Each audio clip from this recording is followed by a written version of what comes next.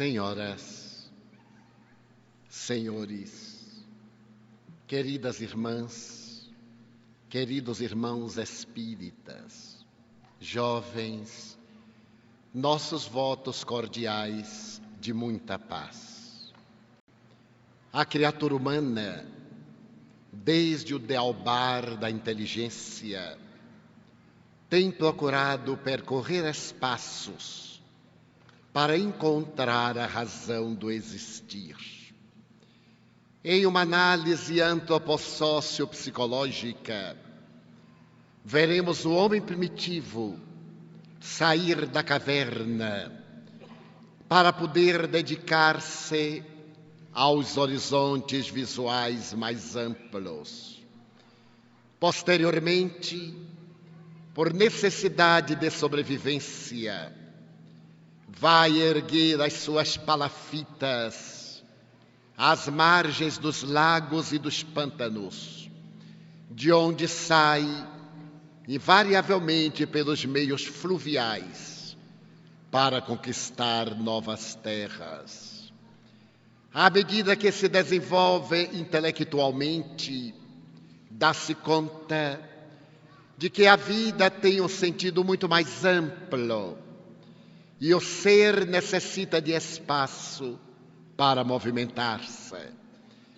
É graças a esse instinto de conquistar espaços que o ser humano até hoje viaja na direção do mundo exterior, procurando fora aquilo que não consegue como realização interior. Se fizermos uma análise da sua trajetória na antiguidade oriental, vemo-lo abandonar as suas nações e empenhar-se em guerras famigeradas para sobrepor-se a outros povos. A sede de dominação caracteriza-se em algumas personalidades históricas. Aníbal, o cartaginês, Alexandre Magno, da Macedônia, Cipião, o africano, Caio Júlio César, que colocou sob Roma todas as nações conhecidas da terra, e logo depois as grandes façanhas de aumentar os horizontes terrestres em uma sede estranha de espaços que ainda continua. Mais tarde, vamos observar a escola de Sagres, desejando encontrar o caminho marítimo para as Índias, saindo de Lisboa pelo Rio Tejo, atravessando o Cabo das Tormentas, para poder encontrar as regiões fantásticas da imaginação. Graças a essa busca, encontram-se as terras continentais do Brasil, quando Espanha, pouco antes, atendendo ao sonho do navegador genovês Cristóvão Colombo, tiveram a oportunidade de descer âncoras em Honduras e conquistar o que seriam as terras da América. Mas esta sede de conquistas e de expansão não se detém aí, porque logo depois, quando se crê que a terra está praticamente conquistada, a imaginação humana recorre à mitologia e evoca Ícaro, com as suas asas apregadas com cera às costas, tombando do sol que as derrete e caindo no abismo.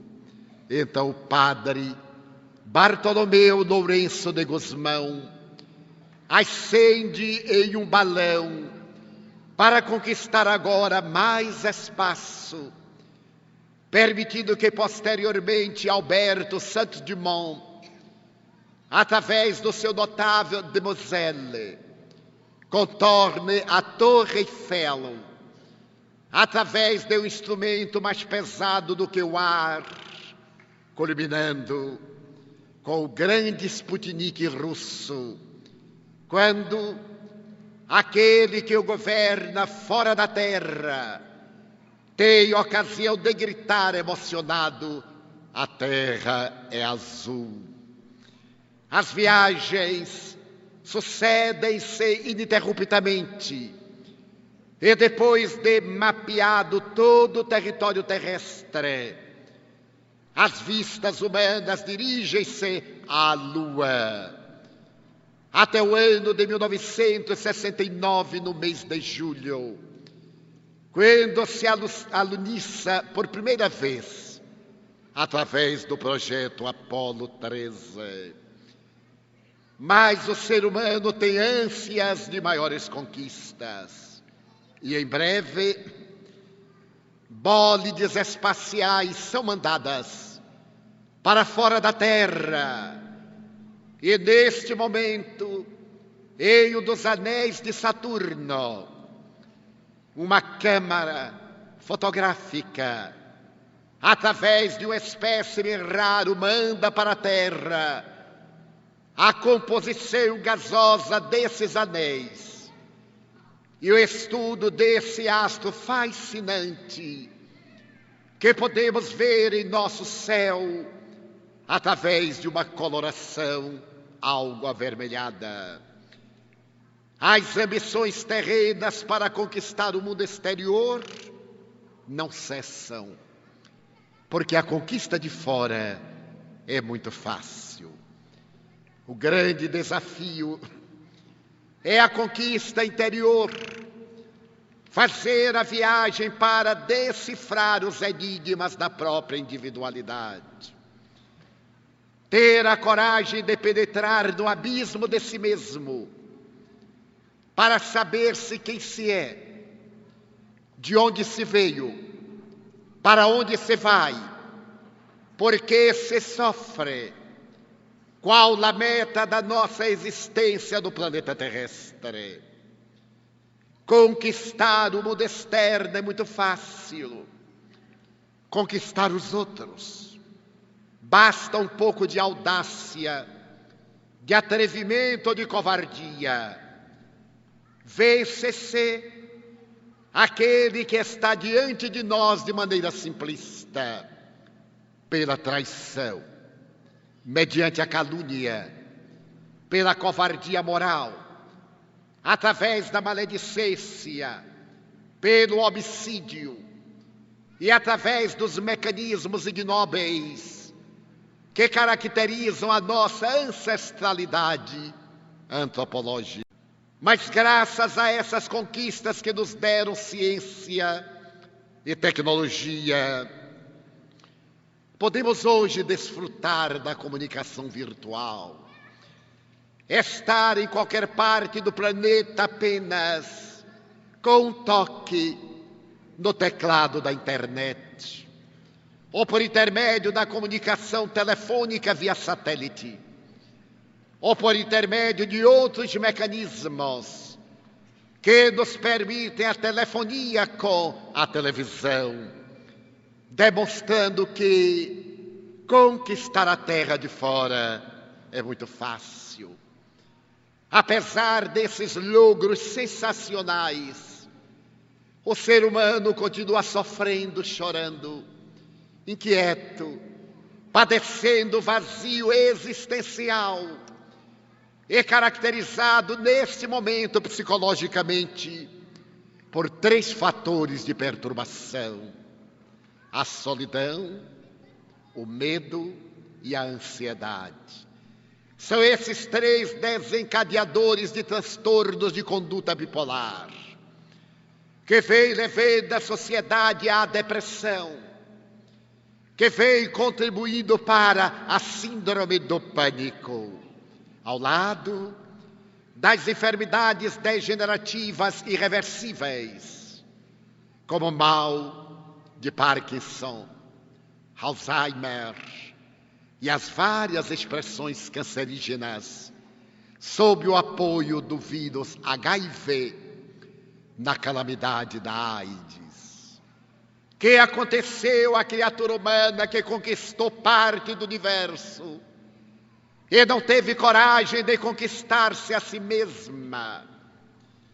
É a interrogação que propõem filósofos, sociólogos, psicólogos, teólogos, e que a doutrina espírita cabe responder com audácia, firmada na ciência, nas respostas filosóficas da reencarnação e na mensagem do Evangelho de Jesus restaurada, conforme ele e os seus apóstolos da primeira hora a viveram integralmente.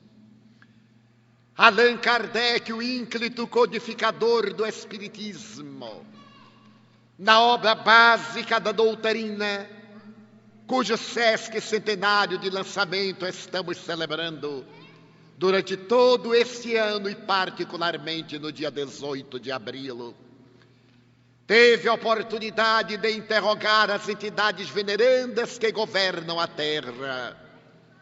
Qual o meio prático mais eficaz para se vencer neste mundo e vencer as más inclinações? Pergunta profunda da psicologia humana, que ali se encontra incerta sob o número 919. E os venerandos guias da sociedade responderam: um sábio da antiguidade já vos disse, conhece-te a ti mesmo. Comentando essa resposta, o espírito de Santo Agostinho de Hipona oferece-nos uma maneira técnica profunda para realizarmos a nossa viagem interior, essa viagem para dentro que não tem aplauso, que ninguém conhece, quando ele diz: fazei como eu quando estava na terra. Diariamente, ao deitar-me, fazia uma análise dos meus atos, e quando me dava conta que me houvera equivocado, na primeira oportunidade eu reabilitava-me. E ao perceber que me encontrava correto, eu dava prosseguimento às minhas ações. A melhor maneira de vencer as más inclinações e as perturbações do mundo é aquela que diz respeito ao autodescobrimento. Hoje, diria a psicologia, ao encontro do self, fazer a viagem na direção da consciência, da autoconsciência. Recebemos uma educação superficial, também toda ela vazada na opinião alheia. Não faça isto porque é feio. O que é que os outros vão dizer? Evite esse motivo de chacota.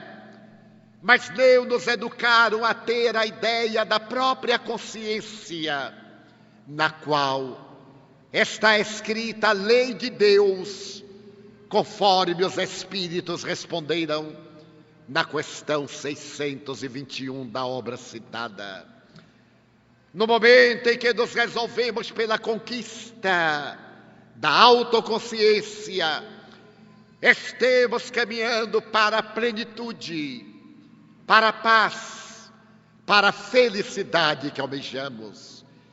Não é o fato de sermos aplaudidos que podemos desfrutar de uma consciência tranquila. Ainda mais na sociedade contemporânea, na qual o crime merece manchetes e a virtude o ouvido. Especialmente numa cultura de interesses imediatos, em que o suborno e a desonestidade recebem encômios, em detrimento dos valores ético-morais da criatura humana.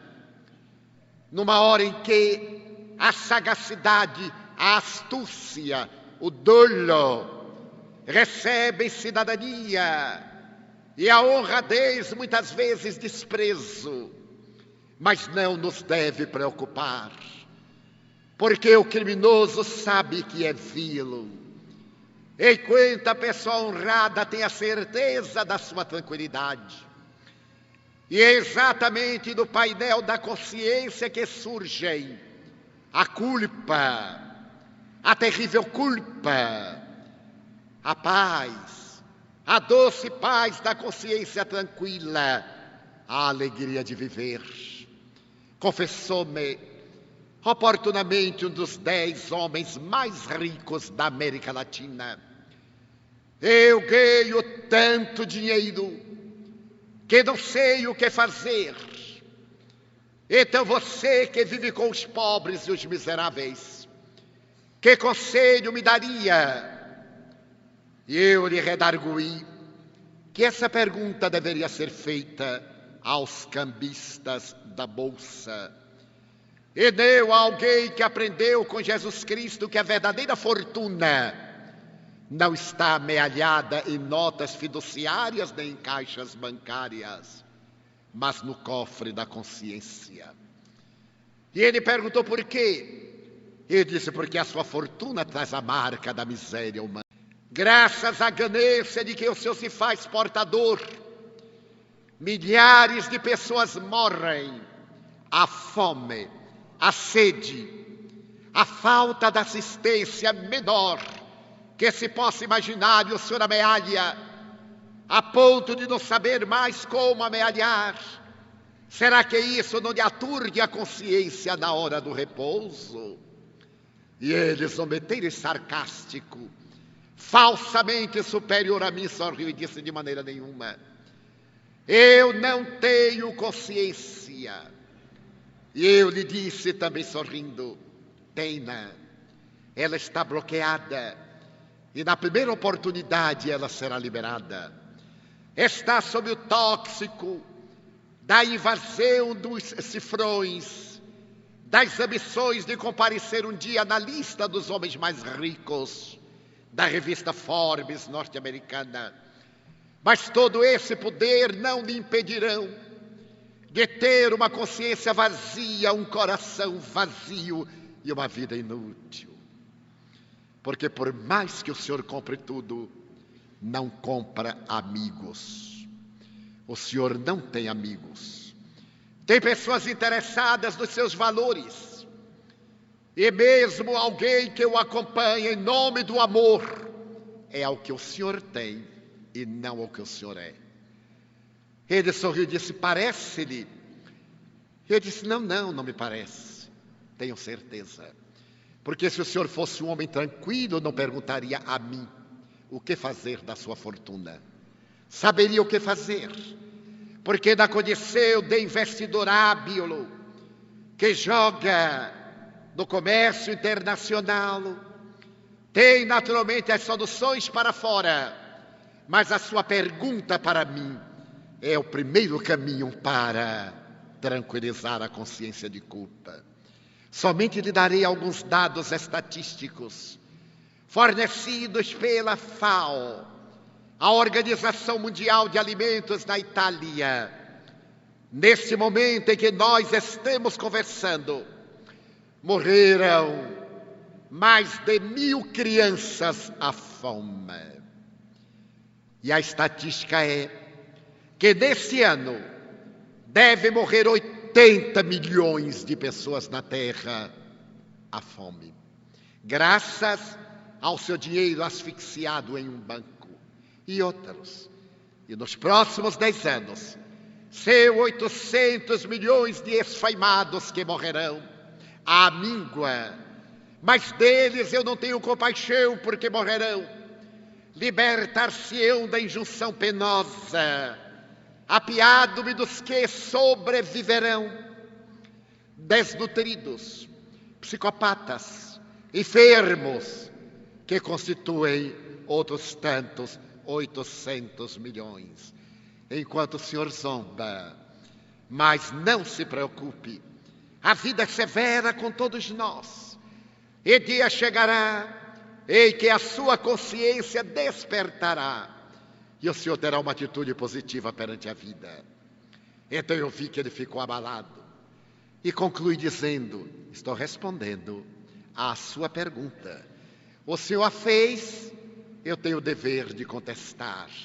E o senhor tem a obrigação de meditar a seu respeito.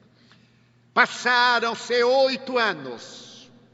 Retornei à mesma cidade, quando um amigo comum pediu-me para fazer uma visita a alguém que estava sofrendo muito e que se lembrara do meu nome pelo fato de eu ser espiritista e por ser amigo deste confrade, e dizer que me conhecia requisitava a minha presença no seu leito de hospital. Fui com o amigo, e qual não foi a surpresa, era o ilustre milionário. Um câncer prostático, de fácil diagnóstico preventivo, havia sido instalado no corpo em uma metástase óssea que lhe produzia dores insuportáveis que as altas doses de morfina não conseguiam aplacar. Então, vendo chorando, frágil como uma pétala carregada por uma tormenta, ele me perguntou: que posso fazer agora do dinheiro que eu tenho? E eu lhe disse: não é a minha área, mas a minha área é perguntar ao senhor o que é que está fazendo dos últimos momentos da sua vida física, porque o senhor está morrendo. Não sou eu quem lhe diz, foi o seu médico. É óbvio que o seu tempo na Terra é muito curto. Como é que o senhor está preparando o seu investimento espiritual? Porque o senhor viverá. Se a morte aniquilasse a vida, seria extraordinário, como disse Platão. Que bom negócio fariam os maus, que depois de toda usurpação e crime, perderiam a consciência no vale do aniquilamento.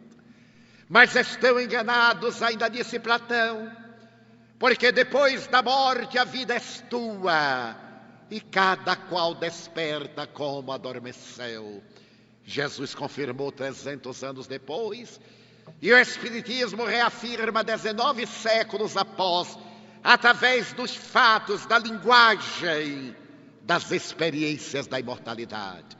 Mas eu não venho aqui para atormentá-lo, venho para libertá-lo do dinheiro que o senhor vai deixar, porque vai deixar.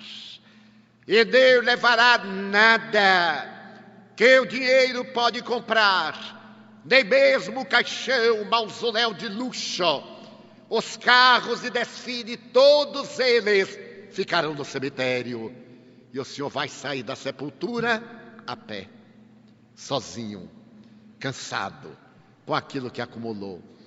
Então é o momento de pensar agora na sua realidade espiritual. O senhor é portador de sentimentos excelentes que ficaram anestesiados. É por isso que a doutrina espírita não sanciona a eutanásia, porque os últimos momentos de um paciente podem constituir-lhe o despertar da consciência para ser feliz na vida, além da vida.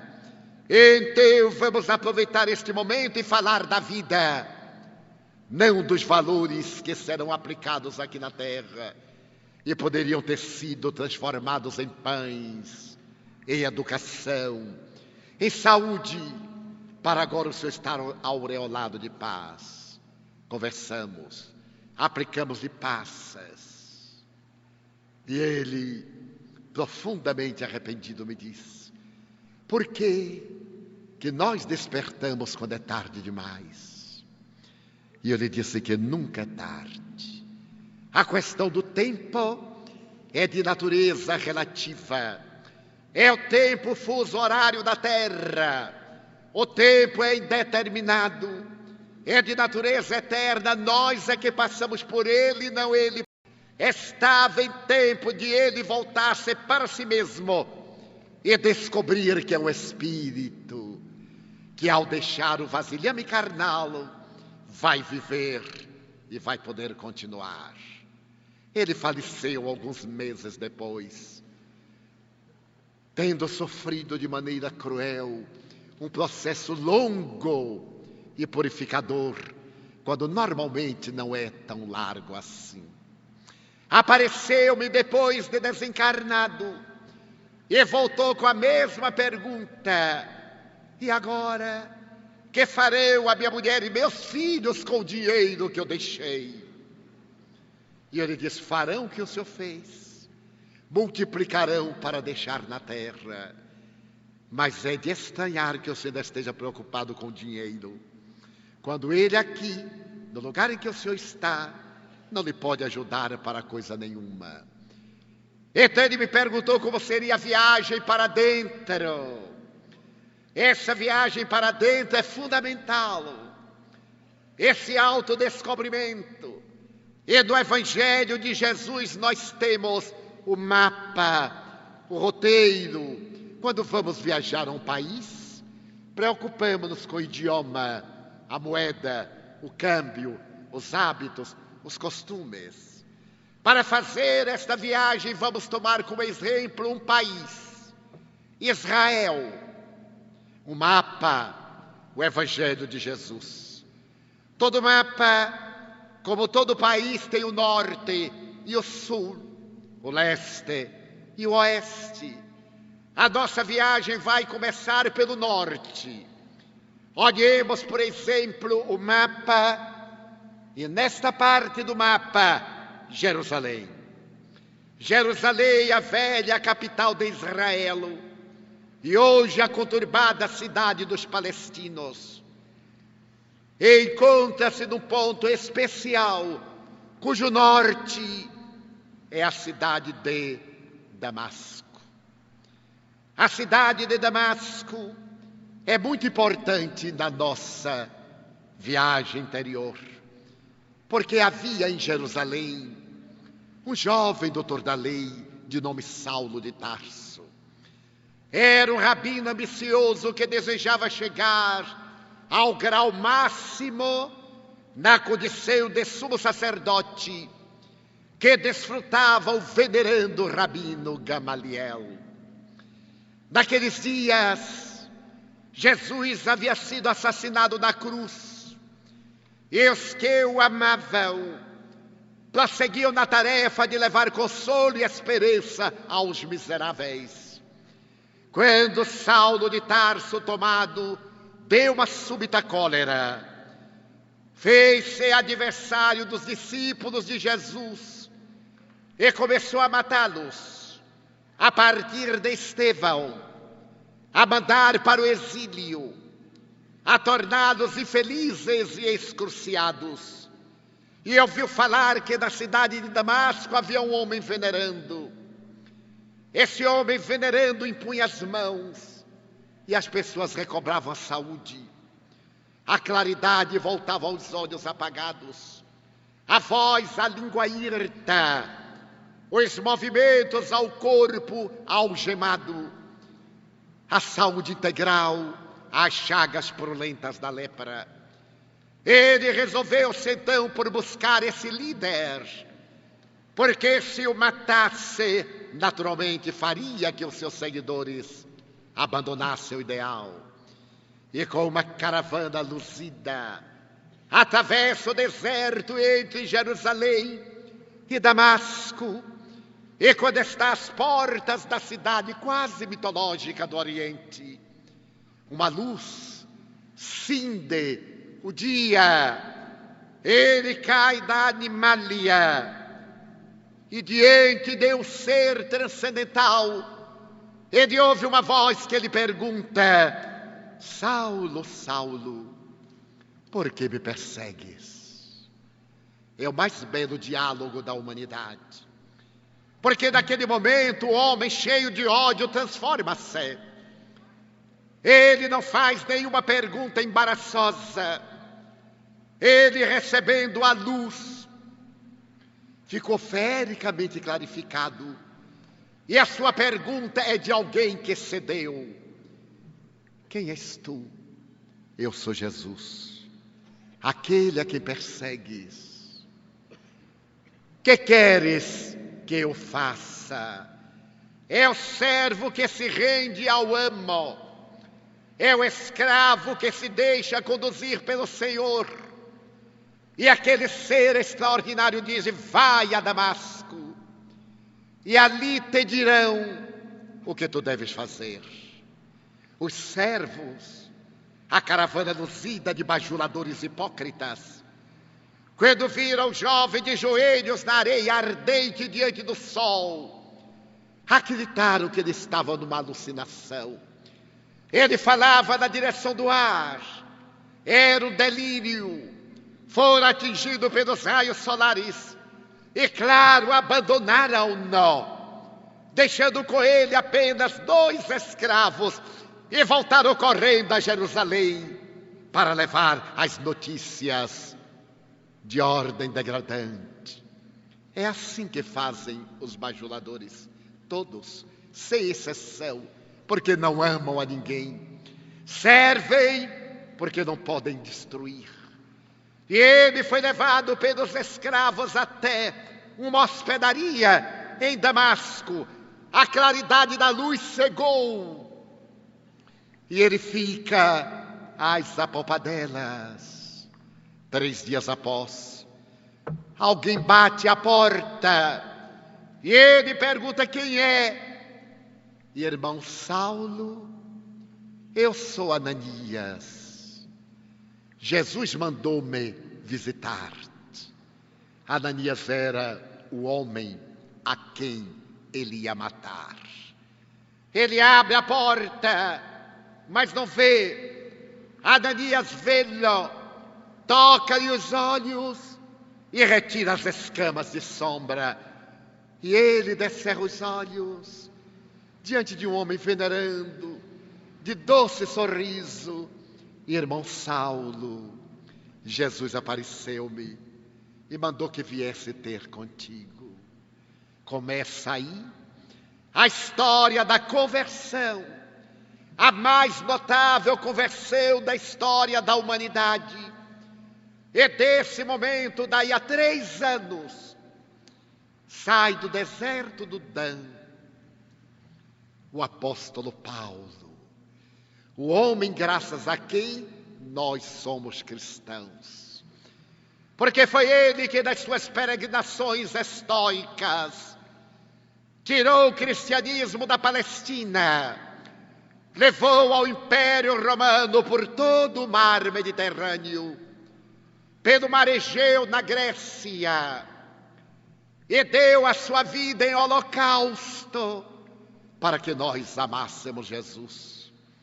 Então, o norte da nossa viagem é Damasco. Damasco chama-se conversão. É necessário sabermos o que é que nós queremos. É comum nós perguntarmos aos outros: qual é a minha missão? Se eu não sei a minha missão, quem a saberá? É necessário fazer a viagem para perguntar-se: o que é aquilo em que eu creio? O que é que eu desejo fervorosamente da vida? E converter-se, dedicar-se, trabalhar pelo conseguir, eis a conversão. E enquanto não tivermos a ideia daquilo que é melhor para nós, estaremos borboleteando nas ilusões, instáveis e aturdidos. Vejo jovens, chega o período do vestibular, afadigam-se, passam no vestibular. Veio à faculdade e trancam a matrícula. Não, esta não é a minha praia. E fazem outro vestibular e trancam a matrícula. Não, não é isto. Porque não tiveram a coragem de primeiro saber o que é que desejam da vida.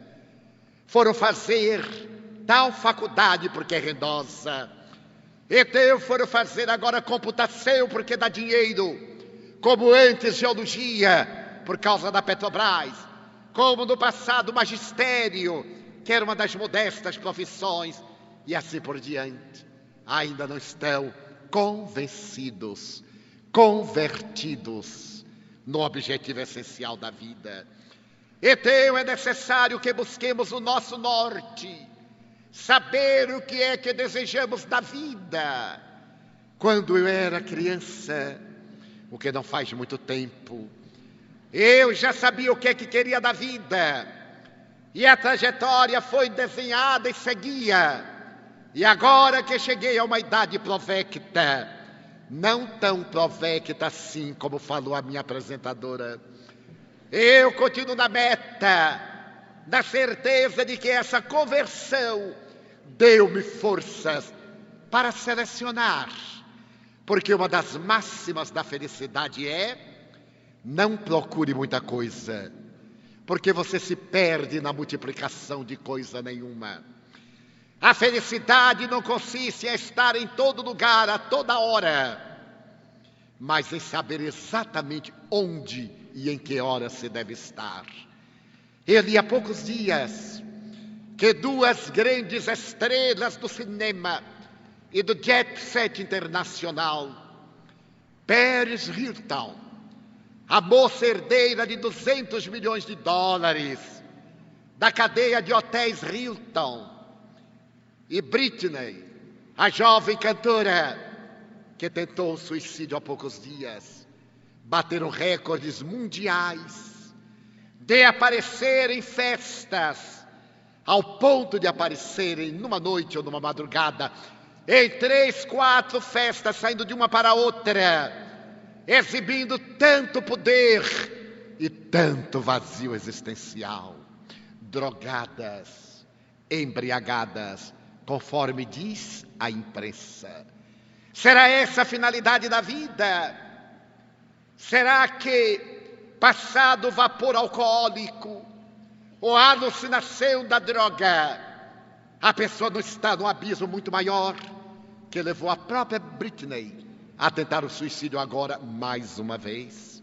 A cantora que vendeu mais de 40 milhões de cópias de discos, que fez uma fortuna na juventude, ela ainda não tem 24 anos, como Paris. Então é necessário saber o que desejamos da vida. Mas se nós estamos no norte, olhamos para baixo e vemos o sul. No norte, em Damasco, o sul é Jerusalém. Em Jerusalém aconteceu algo inesquecível no Evangelho. Jesus havia perguntado aos seus discípulos: quem dizem os homens que é o Filho do Homem?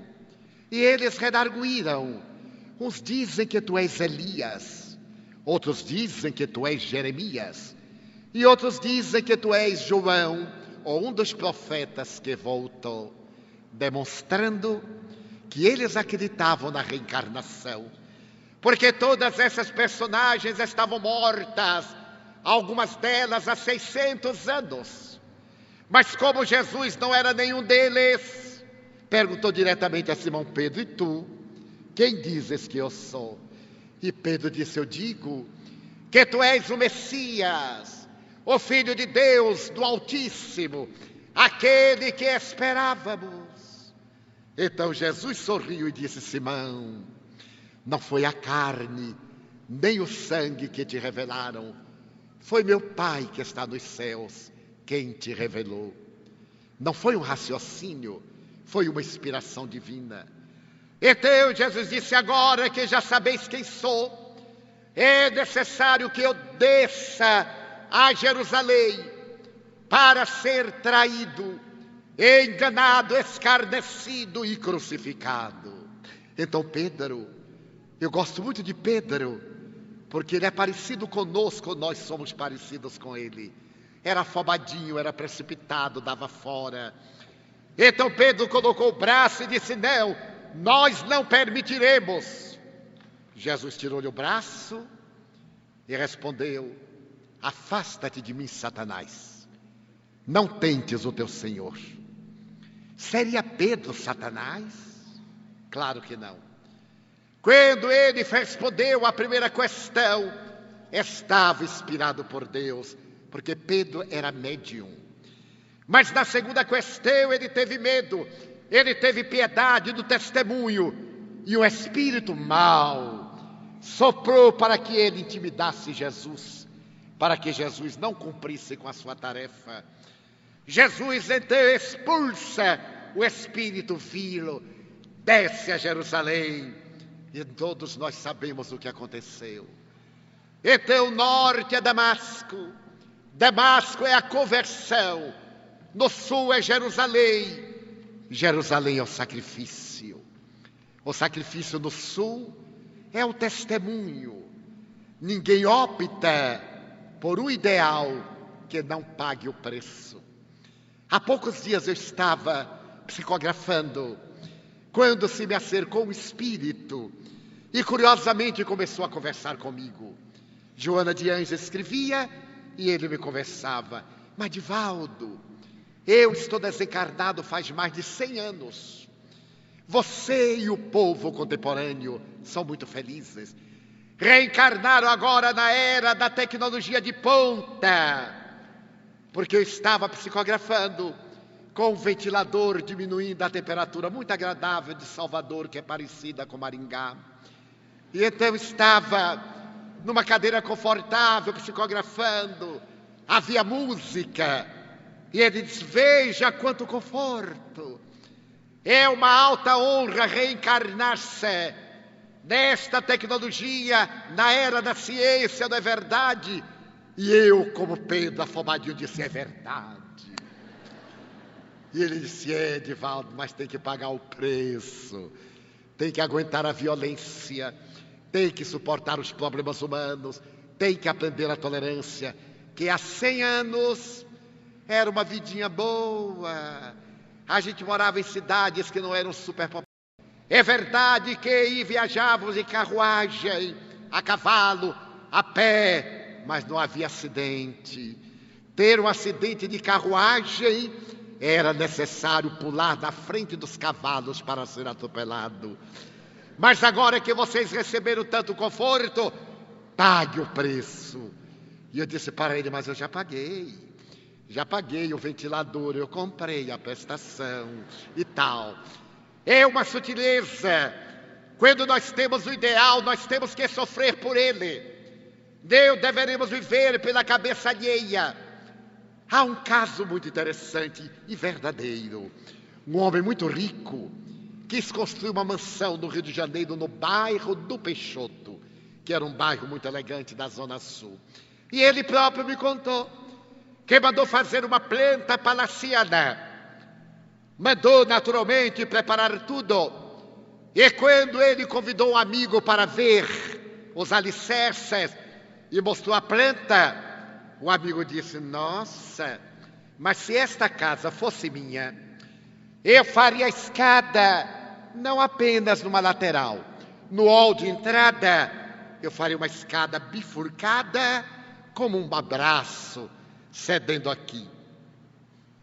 Aí o amigo me disse: eu achei notável. E perguntei ao engenheiro: eu posso modificar a planta? Pode, mas vai custar muito dinheiro. Ele disse: dinheiro não é problema, modifique. Aí modificou o alicerce, trabalhou. E quando as paredes já estavam subindo, eu levei o outro amigo e ele disse: mas que palacete! Você teve a preocupação de colocar uma casa de banhos aqui embaixo da escada? Ele disse: não, mas é a última moda. Um toalete. Chega a pessoa da rua, você não vai mandá-la no seu quarto. Então aqui aproveita o vão da escada e coloca um toalete. Eu disse ao engenheiro, o engenheiro disse: mas nós temos, mas eu quero um toalete embaixo da escada. E aí botou. Quando estava no primeiro piso, veio outro amigo e disse: ah, fulano, se fosse eu, e veio um quarto amigo, e veio um quinto amigo, e se fosse eu, se a casa fosse minha, quando terminou, a casa era uma tragédia, porque tinha isso, tinha aquilo. Ele disse: eu não vou morar nessa casa. Comprou outro terreno, mandou fazer a planta, e quando o amigo veio dizer assim: se fosse a minha casa, ele disse: mas não é, esta casa é minha, a de vocês é a outra. Porque cada qual tem um nível mental, tem uma aspiração. Aquilo que é muito bom para alguém, para mim pode ser péssimo. Então é necessário, depois da conversão, o sacrifício. o prazer de pagar o preço por aquilo que nós elegemos. Então nós temos Damasco ao norte, conversão, Jerusalém ao sul, sacrifício, e a leste há uma cidade chamada Jericó, a cidade das águas. O Evangelho conta uma coisa linda que aconteceu em Jericó. Jesus estava pela região quando um sacerdote hipócrita, e não são poucos, acercou-se e lhe perguntou: Senhor, o que é que eu devo fazer para entrar no reino dos céus? Imagine, igual ao homem rico que perguntou a mim o que é que devia fazer com dinheiro. Jesus redarguiu: o que é que está escrito na lei? A filosofia de Jesus era tão notável, ele nunca respondia. Ele devolvia a pergunta. É a maior maneira de nós confundirmos os que gostam de confundir. Certa feita, num programa de televisão em Lima, no Peru, o entrevistador me fez uma pergunta de física quântica, que alguém mandou para ele. E ele queria me embaraçar. E me embaraçou, é claro. Mas eu fiz de conta que não. Quando ele fez a pergunta, eu disse: olha, a minha área não é física quântica, é espiritismo. E como eu não sei a resposta, eu peço ao senhor para dizer a resposta aos telespectadores. Eu sabia que ele não sabia. Ele disse: mas eu não sei. Eu digo: então eu não vou lhe dar a resposta. Porque como o senhor não sabe, qualquer coisa que eu lhe diga, o senhor vai pensar que é verdade. Então eu aprendi com Jesus. Quando alguém fizer-lhes uma pergunta embaraçosa, sorria e devolva a pergunta. Então Jesus perguntou: o que é que está escrito na lei? Na lei está escrito: amar a Deus acima de todas as coisas, não furtar, não desejar a mulher do próximo, amar a seu pai e sua mãe, tudo isso eu faço. E Jesus disse: mas falta-te uma coisa, amar o teu próximo como a ti mesmo. Mas como ele não queria aprender coisa nenhuma, ele argumentou: e quem é o meu próximo? Jesus narra a mais linda parábola da humanidade. Disse o seguinte: descia um homem de Jerusalém a Jericó, e ao passar pela estrada, encontrou um homem que fora assaltado. Aquele homem assaltado ali estava fazia horas. Por aquela estrada passou um sacerdote que, o vendo, não lhe deu importância. Logo depois, um levita, um estudioso das leis, que, o vendo, passou de largo. Quando ele, que era samaritano, a quem os judeus odiavam, vendo aquele homem caído, tomou-se de compaixão, deu-lhe de beber vinho, limpou-lhe as feridas, untou-as com bálsamo, colocou o homem roubado sobre o seu cavalo e levou-o até uma hospedaria, onde o entregou ao hospedeiro. Cuida dele, eu vou pagar por antecipado, mas se ele gastar algo mais, quando eu voltar, eu te reembolsarei. Jesus então pergunta ao impávido doutor da lei: na tua opinião, quem foi o próximo daquele homem caído na estrada? E ele, que era astuto, disse logo: aquele para com quem ele usou de misericórdia. Então, vai tu e faz o mesmo. Este é o próximo. Ser o próximo de alguém e ter a terceira colocação na nossa viagem é solidariedade. O norte é Damasco, conversão. O sul é Jerusalém, sacrifício. O leste é só. Ninguém é feliz a sós. Ninguém pode ser ditoso no oásis sem ter, pelo instinto gregário, o apoio de outra criatura. A criatura humana, quando é solitária, sofre. Quando é solidária, é feliz. Pode haver nada mais gratificante do que ser útil. Eu me recordo que Chico Xavier contou-me que certo dia ele ia atrasado para o trabalho E passando pelo bairro modesto da periferia de Pedro Leopoldo, em uma barraca humilde, chegou uma mulher naquela casa em ruínas. E ele ia apressado, ela gritou: Chico Xavier, não posso, eu estou muito atrasado. Então Emmanuel, seu guia, perguntou-lhe: quantos minutos tu estás atrasado? Uns 10. Atrasa mais 5 e atende-a. Ele voltou e disse: espera aí, minha filha. Pois não. Ela disse: ô Chico, eu sou tuberculosa. E ontem eu estive lá na sessão e os espíritos passaram uma receita homeopática para mim. Mas eu não tenho dinheiro para comer. Como é que eu vou poder comprar esse remédio para tomar 60 dias, 2 vezes ao dia? Chico também não tinha uma moeda. Ficou aturdido. Então o doutor Bezerra de Menezes, o espírito, apareceu-lhe e disse-lhe: mande ela cortar o papel em 120 pequeninos pedaços. Todo dia pela manhã ela toma com água um pedacinho, orando, pedindo a Deus saúde. À tarde outro, e ela vai ter um grande efeito. Um dia o médico me disse: mas isso é impossível. Eu sorri para ele e disse: doutor, não use esta palavra, porque o senhor aplica medicamento placebo nos seus doentes. E o placebo é uma gotinha de açúcar, ou é uma draga de farinha de trigo. E estamos vendo nesse momento o primeiro santo brasileiro que oferecia exatamente um rolinho de papel para curar as pessoas por causa da mente. Chico Xavier disse para ela: faça isto, minha filha. Abraçaram-se. Ele se foi quando estava a uma distância de 10 a 20 metros. Emmanuel lhe disse: olha para trás. Ele olhou, e aquela mulher humilde, tão cheia de gratidão, de amor, emanava uma energia que o envolveu em bênçãos. Emmanuel disse: tu atendeste e ela vibra amor. Se negasses, ela vibraria animosidade, é natural, e te descarregaria uma vibração mental negativa. Nunca te excuses de fazer o bem. E disse: mas eu estava atrasado. Entendo. E ele correu. Quando chegou da repartição, era feriado.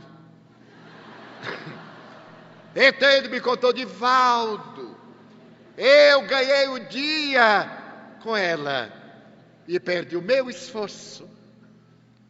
Então, a solidariedade ajuda-nos a ser gente.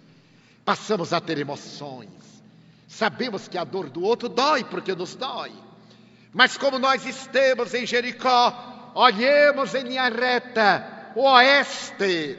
O oeste é uma cidade chamada Emaús.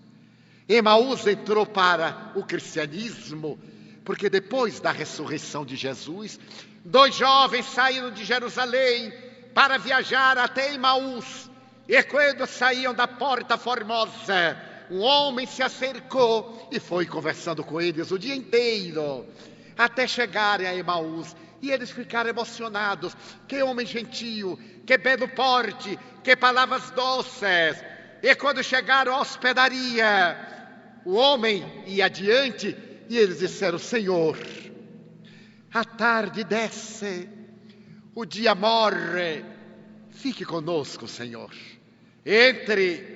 O estranho entrou na hospedaria. Na hora que foram fazer o alimento, o estranho pegou o pão e quando ergueu, ali estava no pulso a chaga. Eles reconheceram que era Jesus, que estivera com eles o dia inteiro. Então tiveram aquela exclamação. Jesus sorriu e desapareceu. E eles voltaram correndo a Jerusalém para falar que estiveram com o Mestre. O norte é Damasco. Damasco é a conversão. O sul é Jerusalém.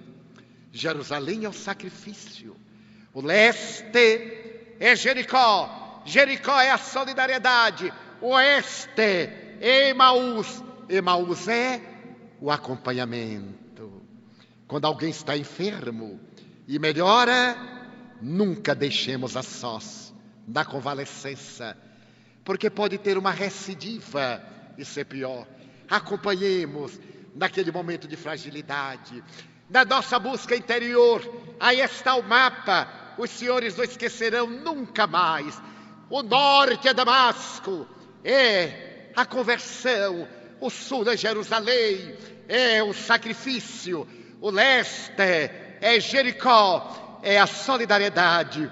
O oeste é Emaús, é o acompanhamento. Norte, sul, leste, oeste, uma cruz, onde ele, de braços abertos, morreu com dignidade. A cruz do Mestre não é uma vergonha, é o vencedor que morre de pé quando todos tombam. Ele não morreu na terra, mas entre a terra e o céu, tornando-se uma ponte entre as criaturas e o Criador. A viagem para dentro é encontrar o Deus interno, o Cristo cósmico, o ser que somos, para podermos enfrentar as vicissitudes, não deixar que os maus nos façam mal, não permitir que os desequilíbrios dos outros perturbem a nossa paz, desfrutarmos da alegria de poder amar e sempre amar, porque quem ama é que é feliz, e nem sempre quem é amado o é.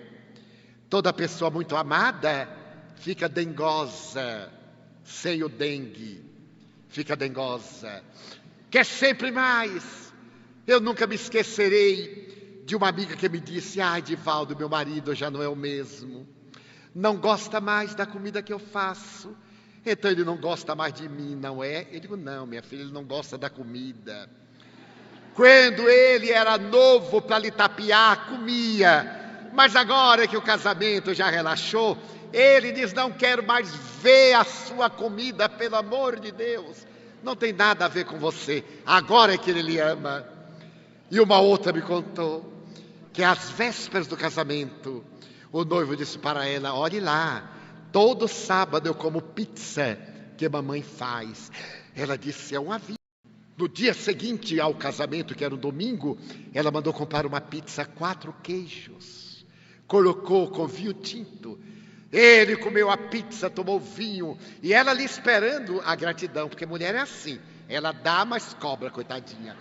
Então ela esperava, e ela perguntou: então, está bom? Excelente, mas não é igual a de mamãe. Ela disse: já vi, aquela megera vai destruir o nosso casamento. Na outra semana, ela pediu ao pizzaolho para que viesse fazer a pizza em casa, e ele fez uma de frutos do mar. Ela comprou mais vinho tinto, colocou à mesa, ele comeu até cansar. Quando estava cansada, ela perguntou, como que não quer nada: gostou bem? Que pizza, mas não é igual a de mamãe. Ela disse: vê, a infame já acabou meu casamento. No outro domingo ela se arrumou toda para ir para casa, preparou 3 pizzas diferentes, colocou à mesa, ele comeu as 3. E ela perguntou, porque a mulher quando pensa põe a mão no fígado, não sei se já notaram: gostou? E ele disse: é incomparável, mas não é igual a de mamãe. Pois então, você deveria ter se casado com mamãe, porque só mamãe é que sabe fazer pizza. Eu vou embora porque não aguento a competição daquela velha, infame, traiçoeira. Ele disse: calma, você não disse que a minha pizza não é igual a de mamãe? Ele disse: não é. Por que que não é? Porque mamãe nunca acertou fazer a massa. Ele comia porque mamãe colocava. Então o amor é bom para quem ama. Quem ama trescala o aroma da felicidade, porque conseguiu encontrar-se, fez a viagem para dentro. Deus se preocupa com a opinião dos outros, Não é importante que me queiram bem, mas é importante que eu queira bem. Vivemos uma hora quase de heroísmo. A pergunta é essa: qual é a próxima vítima? A violência.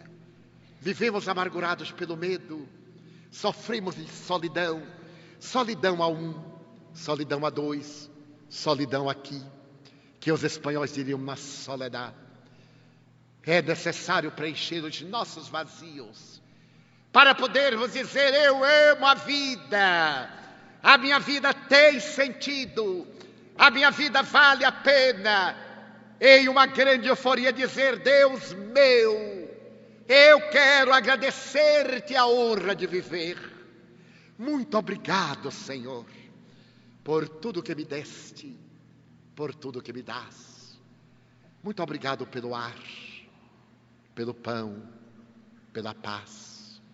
Muito obrigado pela beleza que os meus olhos veem no altar da natureza.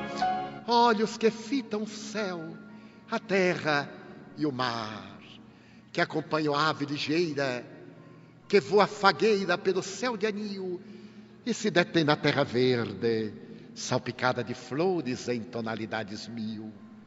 Muito obrigado, Senhor, porque eu posso ver meu amor, mas diante da minha visão eu detecto os cegos, que se debatem na escuridão, que tropeçam na multidão, que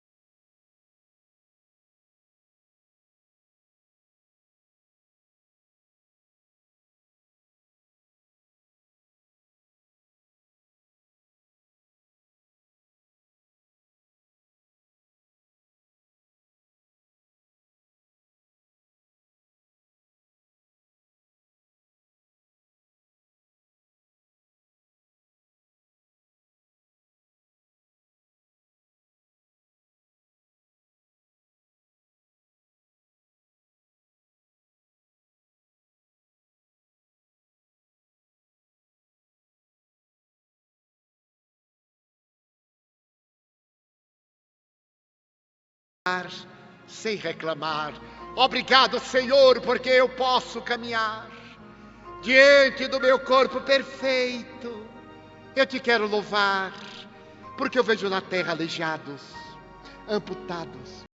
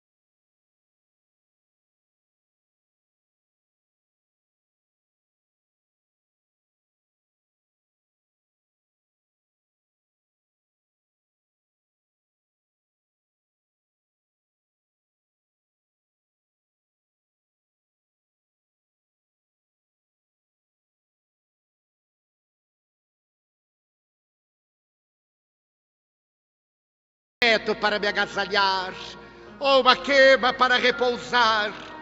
Vem aí, reclamarei. Pelo contrário, eu cantarei: obrigado, Senhor, porque eu nasci. Obrigado, porque eu creio em Ti. Pelo Teu amor. Obrigado, Senhor, pela Sua atenção. Muito obrigado, senhores.